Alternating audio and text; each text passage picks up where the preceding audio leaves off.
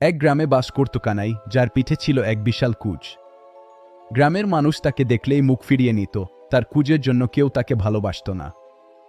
একদিন ঝুড়ি বেচতে গিয়ে কানাই অনেক দূরে চলে আসে। ফিরতে ফিরতে রাত হয়ে যায়। ক্লান্ত কানাই একটি পুরনো বাড়ির কাছে বিশ্রাম নিতে বসে, যেটিকে লোকে ভূতের বাড়ি বলত।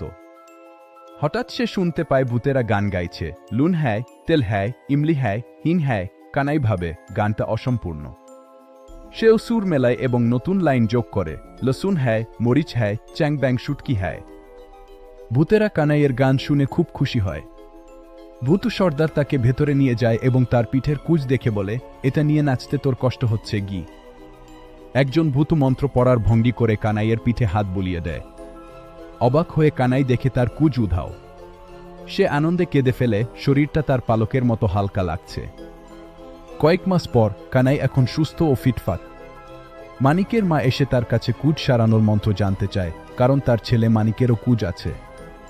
কানাই জানায় কোনো মন্ত্র নয়, সে ভূতের গানে নতুন কথা যোগ করেছিল। বুড়ি দ্রুত চলে যায় মানিককে সব শেখাতে, যাতে সেও তার কুঁজ সারাতে পারে। মানিক ভূতের বাড়ির সামনে গিয়ে অধৈর্য হয়ে অপেক্ষা করে। ভূতেরা গান ধরলে সে তাদের গান শেষ হওয়ার আগেই চিৎকার করে নিজের মতো করে যোগ করে, গুরুচরণ ময়রার দোকানের কাঁচাগোল্লা হ্যায়।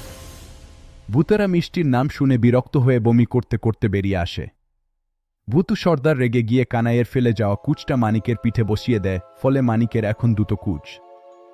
পরদিন সকালে মানিক দুটো কুঁজ নিয়ে অদ্ভুতভাবে হাঁটছে। গ্রামবাসীরা তাকে ঘিরে হাসাহাসি করছে। তারা বলে, হিংসুটে আর দুষ্টু লোকের এমনই শাস্তি হওয়া উচিত। লোভ আর হিংসা করলে এমনই দশা হয়। কানাই তার সরলতার গুণে পুরস্কার পেল, আর মানিক তার দুষ্টুমির জন্য পেল দ্বিগুণ বোঝা। সৎ হন, ভালো হন, তবেই মিলবে সুখ।